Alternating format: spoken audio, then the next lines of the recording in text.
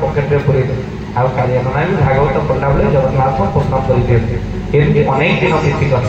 ସେଦିନ କାଳିଆ ନନା ମା ରୁକ୍ମିଣୀ ମନ୍ଦିରକୁ ଭାଗବତ ଧରି ବାହାରିଲା ବେଳେ ହଠାତ୍ ମା ସ୍ୱାମୀ ସ୍ତ୍ରୀ ଅଟକେଇ ଦେଇଛନ୍ତି। ମା କାଳିଆ ନନା କୁଆଡ଼େ ବାହାରିଲା? କାଳିଆ ନନା କହିଲେ ମାନେ ସବୁଦିନ ଯୋଡ଼ିଲେ ଭାଗବତ ପାଠ କରିବାକୁ ଯାଉଛି ନା ଆଜିଠାରୁ ତମ ଭାଗବତ ପଢ଼ା ବନ୍ଦ। ନା ତ କଣ ହେଲା? ଚିଠା କଣ ତମେ ଲେଖିନା ଆଜି? ସ୍ତ୍ରୀ କହିଲା ଖାଲି ଚିଠା ଲେଖି ସଉଦା ଘରକୁ ଯୋଗେଇ ଦେଲେ କଣ ହବ? ତମେ ପରା ଗୋଟିଏ ବାପା ହେଇଛ, ଘରେ ତମର ବଢିଲା ଝିଅ 26 ପୁଣି 27 ବର୍ଷ ତମ ଝିଅକୁ ହେଇଗଲା। କେବେ ତା ବାହାଘର ଚିନ୍ତା କରିଛ? ରୂପା ପାଉଁଜିଟିଏ ବି ଆଜିର ସମୟରେ ତମ ଝିଅ ପାଇଁ କରିଛ? ଖାଲି ଜଗନ୍ନାଥକୁ ଡାକିଲେ କଣ ହବ? ଭାଗବତ ପଢିଲେ ଯିଏ କହୁଥାଏ ଧର୍ମ ପୋଡ଼ି ଯାଉଲା କରମ ଆଜିଠାରୁ ତମ ଭାଗବତ ପଢା ବନ୍ଦ। ଚୁପଚାପ ହେଇ ଘରେ ରୁହ। ସମସ୍ତେ ଜାଣିଗଲେ ଯେ ତୁମେ ଯାଇ ମନ୍ଦିରରେ ସନ୍ଧ୍ୟାବେଳେ ଭାଗବତ ପଢୁଥିବ। କେହି ଆସି ସନ୍ଧ୍ୟା ପୂଜା କରିବାକୁ ଡାକୁନାହାନ୍ତି। କାହାର ଯଦି ସତ୍ୟନାରାୟଣ ପୂଜାଟିଏ ହବ ତମକୁ କହୁନାହିଁ। ଆଜିଠାରୁ ତମ ଭାଗବତ ପଢା ବନ୍ଦ। ବାପା ହେଇଛ ବାପା। ମା କାଳିଆ ତାଙ୍କର ଧାର ଧାର ଲୁହ ପଡ଼ିବାକୁ ଲାଗିଲା।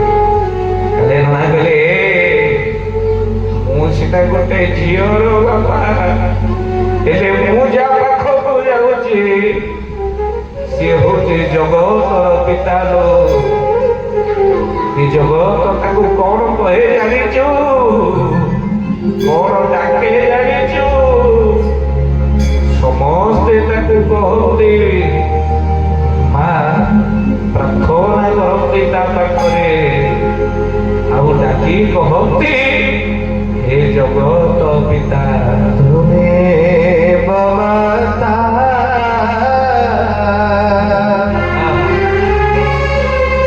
ସବିତା ତ୍ୱମେବ। ଆଲୋ ମୋଠୁ ବେଶୀ ଦାୟିତ୍ୱ ଯିଏ ମୋ କୋଳରେ ଝିଅ ଦେଇଛି। ଆଉ ଜାଣିଛୁ ଝିଅ ସମସ୍ତଙ୍କୁ ମିଳେ ନା ଲୋ। ଅନେକ ପୁଣ୍ୟର ଅଧିକାରୀ ହେଇଥିଲେ ଭଗବାନ ଝିଅ ଯାଚିକି ଦିଅନ୍ତି। ଆଉ ମା ଶୁଣ, ଭଗବାନ ମୋର ଦୟାଳୁ, ସିଏ ଯିଏ ଦେଇଛନ୍ତି ସିଏ ବୁଝିବେନି। ଜୀବ ସୃଷ୍ଟି କରିବା ପୂର୍ବରୁ ମାତା ସ୍ତନରେ ଯିଏ କ୍ଷୀର ଭରି ଦିଅନ୍ତି ତା ଉପରେ ତୁ ସନ୍ଦେହ କରୁଛୁ? ଆଲୋ ଖାଲି ସିଏ ମାତା ନୁହେଁ, ପିତା ନୁହେଁ, ଇଏ ଜଗତର ବନ୍ଧୁ। ସଖା ତ୍ୱମେବ ତ୍ୱମେବ ବିଦ୍ୟା ଦ୍ରବିଡ଼ଂ ତ୍ୱମେବ ତ୍ୱମେବ ସର୍ବଂ ମମ ଦେବ ଦେବ। ସେ ସବୁ କିଛି ଆଜି ମୁଁ ତାକୁ ମୋ ମନ କଥା କହିବି। ଲେଖେ ଚିଠା, ଆଉ ଚିଠାରେ ଲେଖିଦେ ବର ପାତ୍ର ମୋ ଝିଅ ପାଇଁ ସେହି ଖୋଜିଥିବ। ମା ସ୍ତ୍ରୀ ରାଗିକି ଗଲେ। ସବୁ ଚିଠାରେ ସଉଦା ପତ୍ର ଲେଖି ସାରିବା ପରେ ଶେଷକୁ ଲେଖିଦେଲେ ବର ପାତ୍ର ନିଅ। ମା କାଳିଆ ନନା ଯାଇ ପହଞ୍ଚିଲେ ମନ୍ଦିର। କାଳିଆକୁ ଚିଠା ଦେଖେଇଲି। କହିଲେ ଠାକୁରେ ଆଜି ଚିଠାଟା ବଡ଼ ହେଇଛି, ହେଲେ ପୂର୍ଣ୍ଣ କରିବା ଦାୟିତ୍ୱ ତୋର। ନହେଲେ କାଲିଠୁ କାଳିଆରେ ଆଉ ଭାଗବତ ପଢ଼ିବାକୁ ଆସିପାରିବେନି ପ୍ରଭୁ। ଆଜି ପାଇଁ ଭାଗବତ ପଢ଼ିବେ। ମା ଚିଠା ଥୋଇ ଦେଇ ଆରମ୍ଭ କଲେ ଭାଗବତ। ଦୈବ ଯୋଗ ସବୁଦିନ ମା ଚିଠା ପାଇଁ ଯାହାର 50-100 ମିଳିଯାଏ ତୀର୍ଥଯାତ୍ରୀ ଯାହା ଦିଅନ୍ତି। ଶାସ୍ତ୍ର କହେ ପୁରାଣ ଶୁଣି ଯେ ଦକ୍ଷିଣା ନଦିଏ ତା ପୁରାଣ ଶୁଣା ବ୍ୟର୍ଥ ହୋଇଯାଏ। ଯେଉଁମାନେ ପୁରାଣ ଶୁଣନ୍ତି ଦିଅନ୍ତି, ହେଲେ କାହିଁ ତୀର୍ଥଯାତ୍ରୀ ସେଦିନ ପ୍ରବଳ ମା ଘଡ଼ଘଡ଼ି ବର୍ଷା, ମନ୍ଦିରରେ କେହି ଗୋଟିଏ ତୀର୍ଥଯାତ୍ରୀ ନାହିଁ। ଆଉ ମା ଭାଗବତ ଅଧ୍ୟାୟ ସରିଗଲା, ହେଲେ ଟଙ୍କା ଦିଏ ବି କେହି ଦକ୍ଷିଣା ଦେଲେ। ମା ଭାଗବତ ଶାସ୍ତ୍ରକୁ ମା ଛାତିରେ ଚାପୁଡ଼ି ଧରି କାଳିଆ ନନା କହିଲେ କାଳିଆରେ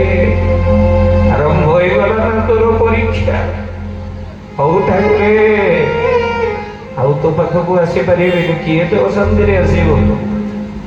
ହେଲେ ପରମ ଶାସ୍ତ୍ର ଭାଗବତ ଅଭ୍ୟାସ କରୁଥିବନି, ହେଲେ ଭାଗବତ କଣ ମୁଁ ଛାଡ଼ି ଯାଉଛି ଠାକୁରେ ତୁମ ଇଚ୍ଛା ଲଙ୍ଗ ହେଇ ପଡ଼ିଗଲେ ଆଜି ତୁ ଆଣି ନିଶ୍ଚିତ ଭାବରେ କରିବ, କିଏ କଣ ତ ମହିମା ବୁଝେଇ ପାରିବ। ହଉ ହଉ ଠାକୁରେ ଇଏ ତୋର ପରୀକ୍ଷା ନୁହେଁ ତ ହଉ ମହାପ୍ରଭୁ ତୋ ଇଚ୍ଛା। ଏତିକି ବିଚାର କରି ମା ଭାଗବତ ଶାସ୍ତ୍ରକୁ ଧରି ଗାଡ଼ିଆ ପାଖରେ ମୁଣ୍ଡିଆ ମାରି ଦେଇ ମା ଆଜି ଗାଡ଼ିଆ ମନ୍ଦିରରୁ ବିଦାୟ ନେଉଛନ୍ତି। ଅରୁଣ ସ୍ତମ୍ଭ ପାଖରେ ଲମ୍ବଇ ପଡ଼ିଗଲେ ମା ସାଷ୍ଟାଙ୍ଗ ପ୍ରଣାମ। ଠାକୁରେ କୋଟି ପ୍ରଣାମ ଜଗନ୍ନାଥ, ଆଜି ମୋର ଶେଷ ଆଶୀର୍ବାଦ, ଆଉ ଭାଗବତ ପଢ଼ିବାକୁ ତୋ ପାଖକୁ ଆସିପାରିବି ନା। ଘରେ ଗାଳି ଦୁଃଖ ଯନ୍ତ୍ରଣା ଅଭାବର ସଂସାର ଏ ସବୁ କଣ ଭକ୍ତ ଭାଗ୍ୟରେ ଥାଏ? ହଉ ମହାପ୍ରଭୁ ଆପଣ ଭଲରେ ଥାନ୍ତୁ, ପୁଣି କେବେ ଦେଖା ହେବ ମଣିମା ବଞ୍ଚେଇ ରଖିଥିବ। ଲମ୍ବ ହେଇ ମା ପଡ଼ିଗଲା, ଠାକୁରଙ୍କ ପାଖରୁ ବିଦାୟ ନେଉଛନ୍ତି। ଅରୁଣ ସ୍ତମ୍ଭ ପାଖରେ ବଡ଼ ଦାଣ୍ଡରୁ ମା ଚାଲି ଚାଲି ଘରକୁ ଯିବେ। ରାତି 12ଟା ହେଲେ ହଠାତ୍ ଜଣେ ଲୋକ ଦୌଡ଼ିକି ଆସିଲେ। ନନା ନନା ନନା ନନା ନନା ନନା ଦୌଡ଼ିକି ଆସିଲେ। এই সময় ভিতরে না গাড়িଆ ନନା ପଚାରିଲେ, କହିଲେ ଆରେ ଏମିତି ଧଇଁ ସଇଁ ହଉଛୁ କଣ ହେଇଛି ତୋର? ନା ନନା ଗୋଟେ ଅଘଟଣ ହେଇଗଲା। ଆରେ କଣ ହେଲା କହ। ନନା ଏ ପାଖ ନୀଳାଚଳ ମଣ୍ଡପରେ ମୁଁ ଫୁଲ ସଜାଏ ନନା। ନା ହଁ ମୁଁ ତ ଜାଣିଛି ତୁ ଆମ ଘର ପାଖର ପାଳି ପିଲା, କଣ ହେଇଛି ଆଗ ଘଟଣା ତୋର କଣ? ନନା ଆଉ ମୁଁ ସେ ନୀଳାଚଳ ମଣ୍ଡପରେ ଫୁଲ ସଜେଇଲା ବେଳେ ହଠାତ୍ ଗୋଟେ ଅଘଟଣ ସେଠି ଘଟିଯାଇଛି। ଅନୁଗୁଳ ହିନ୍ଦୋଳରୁ ଆସୁଥିବା ଗୋଟେ ପରିବାର, ମା ଯୋଉ ପରିବାର ଆଜି ବିବାହ ପାଇଁ ମା ଆସିଥିଲେ, ଯାହା ସହିତ ବାହାଘର ହେଇଥାନ୍ତା ଯୋଉ ଝିଅ ସହିତ, ସେ ଝିଅଟା ଆଉ କାହା ସାଙ୍ଗରେ ପଳେଇଛି। ବ୍ରାହ୍ମଣ ଘରର ପରିବାର, ପୁଅଟା ସପ୍ତାହରେ ଇଞ୍ଜିନିୟର, 1.5 ଲକ୍ଷ ଟଙ୍କା ଦରମା ପାଉଛି ବୋଲି ତାଙ୍କ ବାପା କହେ। ଆଉ ଗୋଟେ ଅନ୍ଧାରେ ଠିଆ ହେଇ କାନ୍ଦୁଥିଲେ। ମୁଁ ଯାଇ ପଚାରିଲି, ମୁଁ କହିଲି ଆଚ୍ଛା କଣ ହେଇଛି ଆପଣଙ୍କର? ନା କପାଳ ଆମର ଫଟା, କଣ କହିବୁ ଏ ଲାଜର କଥା। ଯୋଉ ଝିଅ ସହିତ ମୋ ପୁଅର ବାହାଘର ହେଇଥାନ୍ତା ସିଏ ଆଉ କାହା ସାଙ୍ଗରେ ଚାଲି ଯାଇଛି। ଯଦି ମୋ ପୁଅ ଗାଁକୁ ଶିଶୁପାଳ ହେଇ ଫେରେ, ଆମେ ଆଉ ବାପ ପୁଅ ନିନ୍ଦାରେ ବଞ୍ଚିବୁନି। ଆଜିକାଲି ସମୟରେ ସରଳ ଲୋକର ବଞ୍ଚିବା ମନା, ତେଣୁ ଆମେ ଆଉ ଗାଁକୁ ଫେରି କାହାକୁ ମୁହଁ ଦେଖେଇ ପାରିବୁନି। ଯଦି ଖାଲିରେ ଆମେ ଆତ୍ମହତ୍ୟା କରିବା ଥୟ। ସେଥିପାଇଁ ନନା ମନ ପଡ଼ିଗଲା। ବ୍ରାହ୍ମଣ ଘର ଯେମିତି ଶୁଣିଲେ, ମୁଁ କହିଲି ଆରେ ନନା ତ ମନ୍ଦିରରେ ଏବେ ଭାଗବତ ପଢ଼ୁଥିଲେ, ତାଙ୍କର ଗୋଟେ ବଢ଼ିଆ ଝିଅ ଅଛି, ଯଦି ଜଗନ୍ନାଥ କରନ୍ତି ଏ ପ୍ରସ୍ତାବରେ ନନା ଯଦି ରାଜି ହେଇଯାଆନ୍ତେ, ମା ରାମଚନ୍ଦ୍ର ଭଳି ଜୟୀ ନନାଙ୍କୁ ମିଳିଯିବ। କାହିଁକି ବହୁ ଆଶା ଦେଇକି ଆସେ, ମୁଁ ଏକା ଆସିବି ନନା, ମୋ ସାଙ୍ଗରେ ସେ ପୁଅର ବାପାଙ୍କୁ ଧରିକି ଆସିଛି। ନନା ସେ ବାପା ଆପଣଙ୍କ ସହିତ କଥା। ମାଲୋ ପୁଅର ବାପା ହାତ ଯୋଡ଼ି ଡାକିଲେ, ନନା ଆପଣ ଆଉ ମନା କରନ୍ତୁନି, ମୁଁ ଆପଣଙ୍କ ହାତ ଆପଣଙ୍କ ଗୋଡ଼ ଧରୁଛି। କାଳିଆ ନନା କହିଲେ, ଆପଣ ଉଠନ୍ତୁ ଆଇଲ। ଝିଅକୁ ବିଦା କରିବା ପାଇଁ ମୋ ପାଖରେ ଖଣ୍ଡିଏ ଲୁଗାଟିଏ ବି ନାହିଁ। ବାହାଘର ତ କେତେ ବଡ଼, ମୁଁ କେମିତି ପ୍ରସ୍ତାବରେ ହଁ ମାରିବି ଯେ ଏମିତି ହଠାତ୍ ଆପଣ କହୁଛନ୍ତି। ମା ହାତ ଯୋଡ଼ିଲେ ପୁଅର ବାପା, ଆଉ କହିବା କାହିଁ ଲାଗିଲେ, କହିଲେ ନନା এই ନୀଳଚକ୍ର ସାକ୍ଷୀ ରହିଲା, ସବୁ ବାପା ମା ଗୋଟିଏ କଥାକୁ ଡରନ୍ତି, ଝିଅଟିଏ ଜନ୍ମ କଲେ ଜନ୍ମ ହବ ଦିନ ଠାରୁ ତା ପାଇଁ ପଇସା ସଞ୍ଚୟ କରନ୍ତି। କାହିଁକି ନା କାଳେ କେହି ଶାଶୁ ଘରେ କହିବ ତୋ ବାପା ଗୋଟେ ଟଙ୍କାଟିଏ ଦେଇକି ପଠେଇବି, ତୋ ବାପା କିଛି ଦେଇନି, ସେଥିପାଇଁ ମୁଣ୍ଡ ଝଡ଼ ତୋତେ ପାଇଁ ଗୋଟିଏ ବାପା ନଖାଇ ନପି ଝିଅ ପାଇଁ ସଞ୍ଚୟ କରେ, ମା ସଞ୍ଚୟ କରେ। ହେଲେ ଏଇ ନୀଳଚକ୍ର ସାକ୍ଷୀ ରହିଲା ନନା ମୁଁ ଜଣେ ରିଟାୟାର୍ଡ ଅଫିସର, ମୋ ପୁଅ ଜଣେ ସଫ୍ଟୱେୟାର ଇଞ୍ଜିନିୟର, ଆଉ ମା କଥା କ'ଣ କହିବି ଅଫିସ ତୁ ଗାଡ଼ିରେ ଦିଟା ଗାଡ଼ି ଲୁଗା ଭର୍ତ୍ତି ହେଲେ ଯୋଉ ଝିଅ ମୋ ବୋହୂ ହେଇ ଯାଇଥାନ୍ତା ସେତିକିର ଅଭାବ। ଆପଣ ଏ ଘୋର ନିନ୍ଦାରୁ ମୋତେ ରକ୍ଷା କରନ୍ତୁ। ଏଇ ଜଗନ୍ନାଥ ସାକ୍ଷୀ ରହିଲେ, ବଡ଼ ଦେଉଳ ସାକ୍ଷୀ ରହିଲା, ଆପଣଙ୍କ ଝିଅକୁ ପଦେ ମୁଁ ଘରେ କହିବାର କେହି ସାହାଯ୍ୟ କରିବେନି। ବରଂ ଏତିକି ଆପଣଙ୍କ ଝିଅ ଜାଣିବ ମୁଁ ଆପଣଙ୍କର ଗୋଡ଼ ଧରି ଗୋଟିଏ ବୋହୂ ପାଇଛି, ଆଉ ଆପଣ ମୋତେ ଏତେ ବଡ଼ ବିପଦ ରକ୍ଷା କରନ୍ତୁ। ନନା ଆଶ୍ଚର୍ଯ୍ୟ ହେଲେ, କହିଲା ରେ ଏଇ ଚିଠାରେ ଆଜି ଲେଖି ଦେଇଥିଲା ରାଗିକି ବଡ଼ ପାତ୍ର, ବୋଧ ହୁଏ ଏହା ମୋ ଜଗନ୍ନାଥଙ୍କର ଇଚ୍ଛା ନୁହେଁ ତ। ଆରେ ବାହାଘରରେ ଯେ ପର୍ଯ୍ୟନ୍ତ ତା ମାଆକୁ ଏ କଥା ଆମେ ଜଣେଇନୁ, ଯଦି ଝିଅ ରାଜିକି ନାହିଁ ଆମେ ଜାଣିନୁ, ଏ କଥା କେମିତି କ'ଣ କହିବନି। ଏଇ ମୁହୂର୍ତ୍ତରେ ଚାଲନ୍ତୁ ନନା ଘରେ ମୁଁ ସମୁଦ୍ର ଦୋକୁ ଧରି ଅନୁରୋଧ କରିବି। ମା କାଳିଆ ନନାଙ୍କ ଗାଡ଼ିରେ ବସି ନେଇଗଲେ। ଘରେ ପହଞ୍ଚିଲେ ନନା ରାତି ଅଧରେ କବାଟ ଠକ୍ ଠକ୍ କଲେ, ଖୋଲ ଖୋଲ ଖୋଲ କବାଟ ଖୋଲ କବାଟ ଖୋଲ କବାଟ ଖୋଲ। ମା ସ୍ତ୍ରୀ ଉଠିଲା, ଆଉ ମା ସ୍ତ୍ରୀ ଉଠେଇ ସଙ୍ଗେ ସଙ୍ଗେ ମା କବାଟ ଖୋଲି ମା ଗାଡ଼ି ଆରମ୍ଭ କଲେ। ରାତି ଅଧରେ ମା ପୁରୁଷ ପିଲା ଘରକୁ ଫେରିଲେ, ଗୋଟିଏ ଥଣ୍ଡା ଆଉ ଗୋଟେ ଗରମ ମିଳିଲା। ଖାଦ୍ୟଟା ଥଣ୍ଡା, ସ୍ତ୍ରୀ ମୁଣ୍ଡଟା ଗରମ। ବିବାହିତ ମାନେ ବେଶ ଜାଣ। ଆଉ ହେ ସଜ୍ଜନ ରାତି ଅଧରେ ମା ଯେତେବେଳେ ଏ ଘରକୁ ଫେରିଛନ୍ତି, କାଳିଆ କ'ଣ ତମ ଭାଗବତ ପଢ଼ା ସରିଲା? କାହିଁକି ସକାଳେ ଆସିନଥାନ୍ତ? ରାତି 2ଟା ହେଲା। ମଣିଷ କି ନାହିଁ ମୁଁ ଜାଣିପାରୁନି, କ'ଣ ସେ ଭାଗବତ ମିଳୁଛି, ବରପାତ୍ର ମିଳିଲା ସବୁ କାଳିଆ ସ୍ତ୍ରୀ ପାଟିରେ ହାତ ଦେଇଛୁ ବାହାରେ ଅତିଥି, ରାତି ଅଧରେ କୋଉ ଅତିଥି? ଏ ଆଜି ଚିଠାରେ କ'ଣ ଲେଖିଥିଲା ବରପାତ୍ର? ମହାପ୍ରଭୁ କରୁଣା କରିଛନ୍ତି, ଏମିତି ଗୋଟେ ପ୍ରସ୍ତାବ। ତୁ ଆଶ୍ଚର୍ଯ୍ୟ ହବୁଲୋ, ବ୍ରାହ୍ମଣ ଘରର ପୁଅଟା ସଫ୍ଟୱେୟାର ଇଞ୍ଜିନିୟର ଚାକିରି କରିଛି, 1.5 ଲକ୍ଷ ଟଙ୍କା ବେଙ୍ଗଲୋରରେ ରହି ଦରମା ପାଉଛି। ଯୋଉ ଝିଅ ସହିତ ବାହାଘର ହେଇଥାନ୍ତା ସେ ଝିଅ ତା ସହିତ ଚାଲିଯାଇ, ଏମିତି ଗୋଟେ ପ୍ରସ୍ତାବ ନେଇ ସେ ବାପା ଆସିଛନ୍ତି ସାଙ୍ଗ। ମା କାଳିଆ ନନାଙ୍କ ସ୍ତ୍ରୀ ଆଖିକୁ ଠକ୍ ଠକ୍ କି ଲୁହ ଗଳି ପଡ଼ିଲା। ତୁମେ ସତ କହୁଛ ନା? ହଁ ଦେ ମୋ ଜଗନ୍ନାଥ ରହିଛି, ଏ କଥା ସବୁ ଠିକ୍ ଯେ, ହେଲେ ଯେପର୍ଯ୍ୟନ୍ତ ଆମ ଝିଅକୁ ଆମେ ନ ପଚାରିଛେ, ଅତିଥିଙ୍କୁ ଏମିତି ଅସମ୍ମାନ କରି ଆମେ କହିବାଟା ଠିକ୍ ହବନି। ହଁ କହି ନାହିଁ କରିବ, ଝିଅକୁ ପଚାରିଛେ। ମା ସଙ୍ଗେ ସଙ୍ଗେ ଝିଅକୁ ଉଠେଇ କରି ମା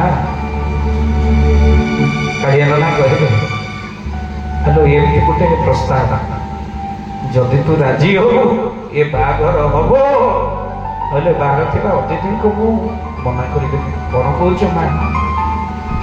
ତୁ ନନାର ଗରିବ ଯୋଗୁଁ ସିନା ଡ୍ରେସ୍ ଗୁଡ଼ାକ ଫଟା ମା, ହେଲେ ଚରିତ୍ର ତ ନନାର ଫଟା ନୁହେଁ। ଭାବିବୁନି ପଇସା ଲୋଭରେ ମୁଁ ଏମିତି ରାତି ଅଧରେ ଗୋଟେ ପ୍ରସ୍ତାବ ଆଣିଛି, କାହିଁକି ନା ମୁଁ ତୋତେ ବାହାଘର କରିପାରିବିନି ବୋଲି। ନାଇଁ ରେ ମା, ତୁ ନନା ପଛେ କିଡିନ୍ ବିକି ଦେଇପାରେ, ହେଲେ ମୋ ଝିଅକୁ ଏମିତି ମୁଁ ବୁଡ଼େଇ ଦେବିନି। ଖାଲି ତୁ ହଁ କହିଲେ ଏ ବିବାହ ହବ, ନହେଲେ ମୁଁ ହଁ କହିବି, ମନା କରିଦେବି। କ'ଣ କହୁଛୁ ମା? ସେତେବେଳେ ଝିଅ ଆଖିରୁ ଠକ୍ ଠକ୍ ଲୁହ ଗଳି ପଡ଼ିଲା। କହିଲା ନନା ଆପଣଙ୍କର ଆଦର୍ଶ ମୁଁ ଏତିକି କେବଳ ଜାଣିଛି, ବାପା ମା କୋଉ ପିଲାମାନଙ୍କର ଅମଙ୍ଗଳ ଚିନ୍ତା କରନ୍ତିନି। ଆଉ ଦ୍ୱିତୀୟତଃ ଆଜି ଯେତେବେଳେ ସନ୍ଧ୍ୟାବେଳେ ନନା ଆପଣ ବାହାରିଲେ ମନ୍ଦିରକୁ, ସେତେବେଳେ ମୁଁ ସନ୍ଧ୍ୟା କରୁଥାଏ, ମା ରାଗିକି ଚିଠାରେ ଲେଖିଦେଲେ ବରପାତ୍ର, ଆଉ ମା ପାଟିରୁ ବାହାରି ଆସିଲା ଝିଅ ବୋଝକୁ କେତେ ଦିନ ଧରି ରଖିବ। ଆଜି ଜଗନ୍ନାଥଙ୍କ ପାଖରେ ମୁଣ୍ଡ ବାଡ଼େଇଥିଲି ନନା, କହିଲି ଯଦି ଠାକୁରେ ଝିଅ ଯଦି ବୁଝ, କାହିଁକି ଜନ୍ମ ଦେଉଥିଲ ଗୋଟେ ପ୍ରଭୁ, ଆଉ ଯଦି ଜନ୍ମ ଦେଲ କାହିଁ ଗୋଟେ ଗରିବ ବାପା କୋଳରେ, ଗୋଟେ ଗରିବ ମା କୋଳରେ? କ'ଣ ମୁଁ ଜୀବନରେ ପାପ କରିଛି ମଣିମା? ये बुझो तुमे निस्तार कर बोध हुए यही कौन ना जगन्नाथ को शुणा जाए नना सबु चंदन काठर भाग्य न थाए जे घोरा होई ठाकुर मस्तक लगे किसी चंदन काठ मध्य जुईरे जड़े ना सबू डाक हुई जगन्नाथ शुणती आज डाकटा कालिया शुणी प्रस्ताव पठे नना आज ये प्रस्ताव रे मुराजी नना जगन्नाथ इच्छा मने करी मुराजी मां राती पई सकाळ हेबा पूर्व मंगल वाद्य बाजीबा को लागिला हरि बोल हुरमुंड पड़िलो हरि बोल आहा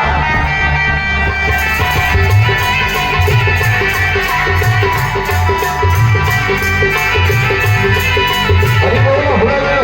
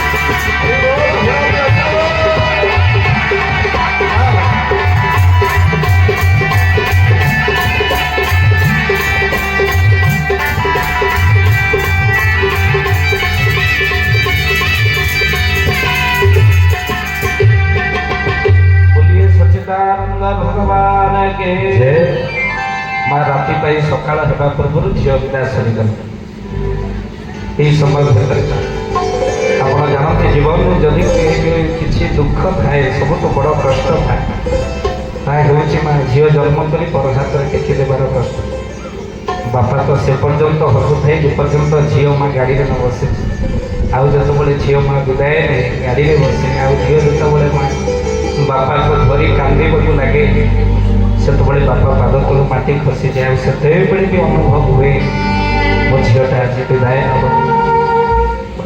छाती रे शुई बापा बापा डाकुवा झीलटा आज बड़ हाथ में मुख को टेक केमी शांति रही के जाए आशर्य सब झील को गाड़ी करुवा माँ झील विदाय सब ठाकुर को प्रार्थना करे प्रभु जिते दुख दवा कथा अच्छे मत दियो मो झील मैंने खुशी था एक सब माँ बापा आ बाकी रहा भाई आम सनातन संस्कृति परंपरा माँ भाई को अष्टमंगला कुणिया कर पठा आ भाई भौणी ठार माँ लोग कथा सरी जो भाई सब बड़े भौणी सांगे झगड़ा करे डाणीटा कौ दिन जीव के कड़ईटा कौ दिन विदा के जाए से दिन भाई प्रति लुचि लुचि कांदे आज मो पागेटा विदा हो आज मो पागेटा मत छाड़ी के चली ए प्रभु ते को कुंडीटा पागेटा लगे ठाकुरे एक घर से कुणिया ये कथा भाई लुचि लुचि कांदे बोली से कष्ट को अनुभव कर सप्तम कुणिया कर भाई को पठा आश्चर्य भौणी दुख बोली जाओ भाई को देखी आउ किए जानी मो हाथ में राखी कांदे तेरे आम घर कुणिया मो भौणी ये कथा कह भाई आखि लुह कर भाई भौणी संपर्क ठार संपर्क सरी झील विदाय दुख को आज कालिया ना अनुभव कर भे भे माँ कांदी लगे मो घर लक्ष्मी आज चलीगला ए बोझ चलीगला मो शक्ति माँ कालिया ना स्त्री आश्चर्य हो जाए माँ यही समय भर कालिया ना पचारे स्त्री को तुमको केतोटी कथा पचार सब भागवत पढ़ा गला अशांति हवा लगे अति अशांति भितर रखी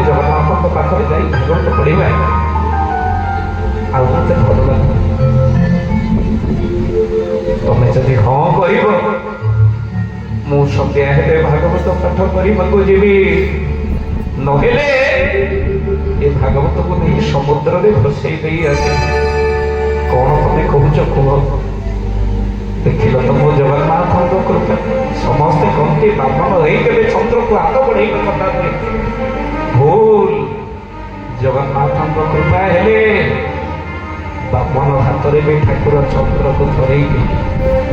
ଯଦି ତମେ କହିବ ମୁଁ ଭାଗବତ ଶାସ୍ତ୍ରକୁ ଆଜି ଭସେଇ ଦେଇଦେବି ସମୁଦ୍ର, କଣ କହୁଛ କୁହ? ସବୁଦିନ ଅଶାନ୍ତି ହେବାଟା ମତେ ଭଲ ଲାଗୁନି। ମା ଏଇଠି ସ୍ତ୍ରୀ ସବୁ ଜାଣିପାରିଛି, ଜଗନ୍ନାଥଙ୍କ ମହିମାକୁ ବୁଝିପାରି ସ୍ତ୍ରୀ ମା କାନ ଧରି ସ୍ୱାମୀ ପାଖରେ ଉଠ ବସ ହବାକୁ ଲାଗିଲେ। କାଳିଆ ନନାଙ୍କର ଗୋଡ଼ ଧରି ପକେଇ କହିବାକୁ ଲାଗିଲେ, ଆଜିଠାରୁ ତମେ ଏକା ନୁହେଁ, ଆମେ ସାଙ୍ଗ ହେଇ ଭାଗବତ ପଢିବାକୁ ଯିବା। ଜନ୍ମ ଜୀବନ